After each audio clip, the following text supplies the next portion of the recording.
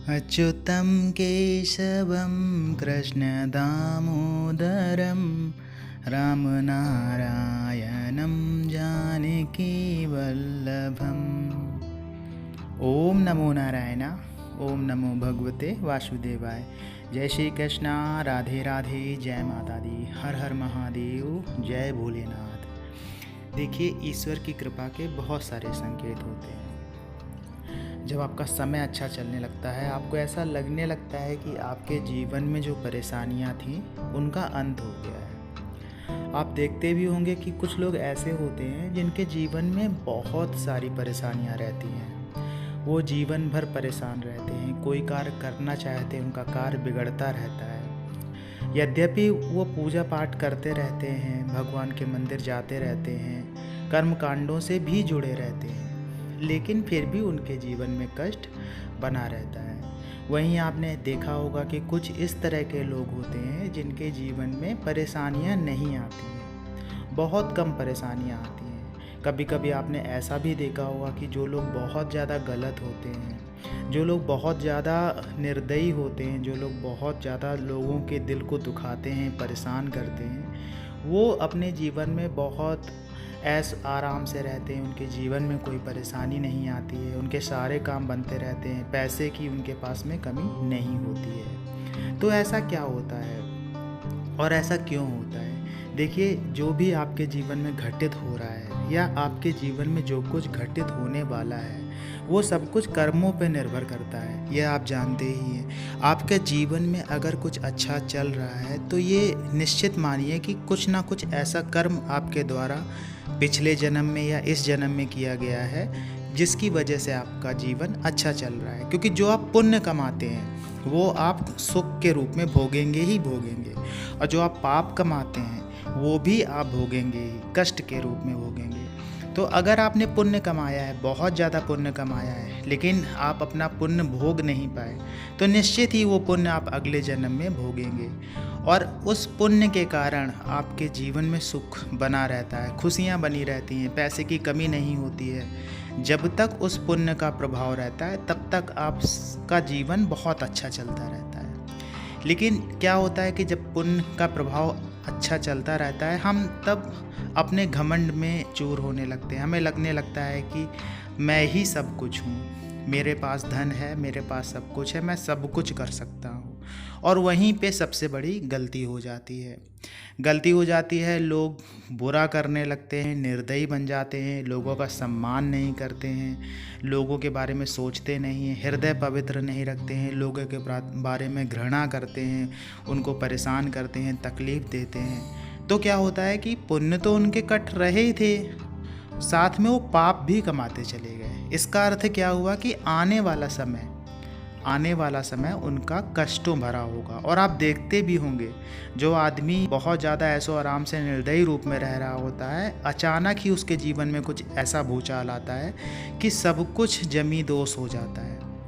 आसमान से ज़मीन पे आते समय नहीं लगता है। कितना भी धन उसने एकत्र कर रखा हो, अगर वो गलत है तो धीरे धीरे करके सब कुछ ख़त्म हो जाएगा, सारा धन खत्म हो जाएगा, परेशानियां आने लगेंगी जीवन में, और जीवन कष्टमय होना शुरू हो जाएगा। और आप देखते भी होंगे, जो लोग बुरा करते हैं उनके जीवन में आने वाला समय बुरा ही होता है। और बहुत ज़्यादा पाप कमा लेने के कारण क्या होता है कि अगले जन्म में जो उनका जीवन होता है वो भी एक ऐसे घर में होता है या ऐसे स्थिति में होता है कि जहाँ उनका जीवन कष्ट में कटता है, कष्टों से भरा होता है, जिसके कारण उनका जीवन बहुत ज़्यादा कष्ट में बीतता है। बहुत सारे लोग आपने ऐसे देखे होंगे जिनका जीवन कष्ट में बीत रहा होता है, लेकिन वो पुण्य जैसा कार्य करते हैं, हृदय पवित्र रखते हैं, लोगों का बुरा नहीं करते हैं, धीरे धीरे करके उनका जीवन अच्छा आने लगता है। देखिए, जब आप पूजा पाठ से जुड़ जाते हैं, जब आप मंत्र जप से जुड़ जाते हैं, तो आपको ईश्वर के संकेत भी मिलना शुरू हो जाते हैं। देखिए, ऐसा नहीं होता है कि ईश्वर आपको साक्षात दर्शन देंगे, लेकिन संकेत के रूप में किस तरह से आपके जीवन में वो बदलाव करते हैं, ये हम अनुभव कर सकते हैं, आभास कर सकते हैं। जैसे कोई मुसीबत आने वाली होती है आपके जीवन में, तो आपको कोई ना कोई संकेत मिल जाता है, या उस मुसीबत का पता आपको पहले से ही चल जाता है।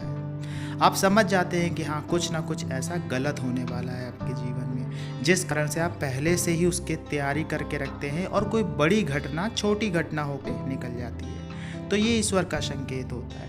इसी तरह से जब आप पूजा पाठ में ज़्यादा रहते हैं तो आपने देखा होगा कि बहुत सारी घटनाएं आपको स्वप्न के माध्यम से पता चलने लगती हैं। कुछ लोग ऐसे होते हैं जिन्हें स्वप्न आते हैं और वो किसी खास व्यक्ति को बताते हैं तो उनका स्वप्न सही हो जाता है।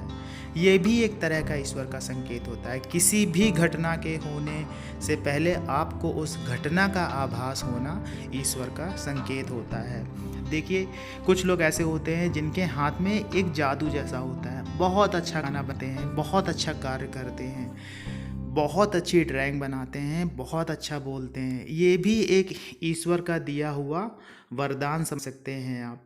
और ये भी एक संकेत है आपके जीवन में कि आपको अच्छे बन के रहना है।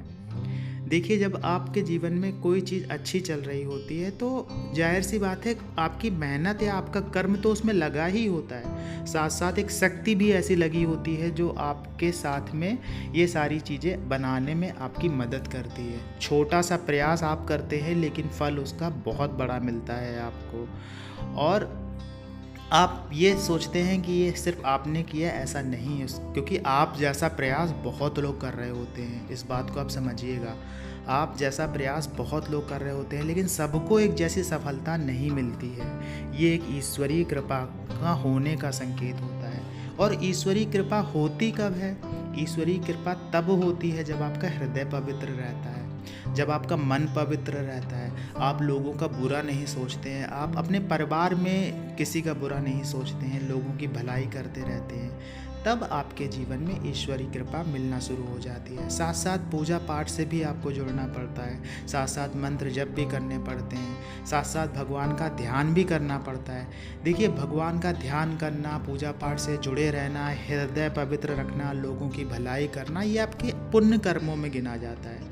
ये आप कर्म कर रहे होते हैं जिसका फल आने वाले दिनों में आपको मिलना शुरू हो जाता है। देखिए, कोई भी अच्छा समय आने से पहले कुछ योग बनते हैं जिनके कारण कोई अच्छा समय आता है। ऐसा नहीं होता है कि आज आप मंत्र जप कर रहे हैं कल आपका समय अच्छा हो जाएगा। ऐसा नहीं होता है कि आज आप कुछ कर रहे हैं और कल आपकी चीज़ें बनना शुरू हो जाएंगी। उसके योग बनना शुरू होते हैं। जैसे आप मंत्र जप करना शुरू कर रहे हैं, आप हवन करना शुरू कर रहे हैं, भगवान का ध्यान करना शुरू कर रहे हैं, तो आप ये सोचिए कि किसी पेड़ का बीज लगा रहे हैं।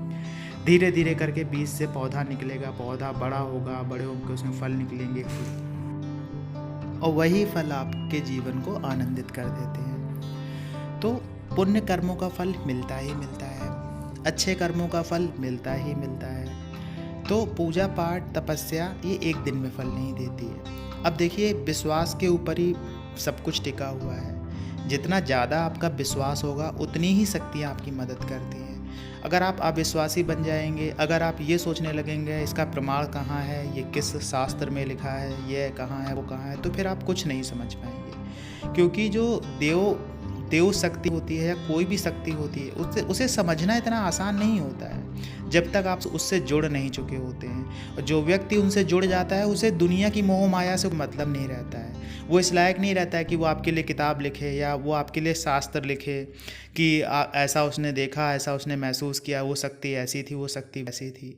हाँ, गुरु शिष्य परंपरा में गुरु जो साक्षात्कार करते हैं वो अपने शिष्य को बताते हैं और कहीं ना कहीं वही किसी न किसी रूप में शास्त्र में थोड़ा बहुत आपको मिल भी जाता है कि भगवान भोलेनाथ ऐसे हैं, उन्होंने ऐसे किया, भगवान विष्णु ऐसे, उन्होंने ऐसे किया, कोई शक्ति ऐसी है वो ऐसा करती है, माँ काली ऐसा करती हैं, माँ दुर्गा ऐसा करती हैं, वो इनका स्वरूप ऐसा है। तो कुछ चीज़ें आपको मिल जाती है, लेकिन जो गहराई की बातें होती हैं वो आपको किसी न किसी गुरु के मुख से ही मिलेंगी जिसने साक्षात्कार किया, या किसी ऐसे व्यक्ति के मुख से मिलेंगी जो आपका मार्गदर्शन करता है या जो बहुत ज़्यादा पूजा पाठ से जुड़ा हुआ है, बहुत ज़्यादा मंत्र जप से जुड़ा हुआ है, बहुत ज़्यादा भगवान के ध्यान से जुड़ा हुआ है। तो आपके जीवन में ये सब चीज़ें होती हैं। देखिए, कोई अच्छा रास्ता मिलना, अगर आप किसी गलत रास्ते पे हैं, देखिए गलतियां सबसे होती हैं, गलतियां सब करते हैं, कहीं ना कहीं उन गलतियों से हमें शिक्षा लेके अपने आप को सुधार लेना ही ईश्वर की कृपा का संकेत होता है। अगर हम गलतियां सुधार ले रहे हैं, हमें किसी एक ऐसे व्यक्ति से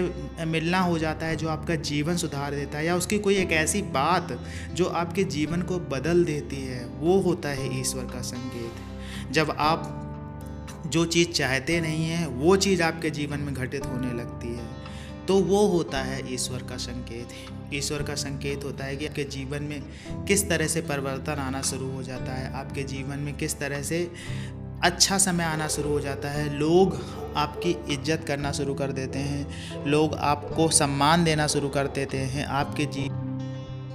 तो आपके जीवन में इस प्रकार भगवान अच्छा समय लाने लगे हैं। अच्छा समय यही होता है जब कोई अच्छा व्यक्ति आपसे जुड़ जाता है, कोई अच्छा विचार आपसे जुड़ जाता है, कोई अच्छी संगत आपसे जुड़ जाती है, कोई अच्छी आदत आपसे जुड़ जाती है, कोई अच्छा कार्य आपसे जुड़ जाता है, तो समझ जाइएगा भगवान की कृपा आप पे होने लगी है, अच्छा समय आपका आने लगा है। आशा ये जानकारी आपको अच्छी लगी होगी। जानकारी अच्छी लगी हो तो वीडियो को लाइक करिएगा, कमेंट्स में जय माता दी, जय श्री कृष्णा, हर हर महादेव लिखिएगा। मिलते हैं आपसे अगले वीडियो में नई जानकारी के साथ में, तब तक के लिए जय श्री कृष्णा।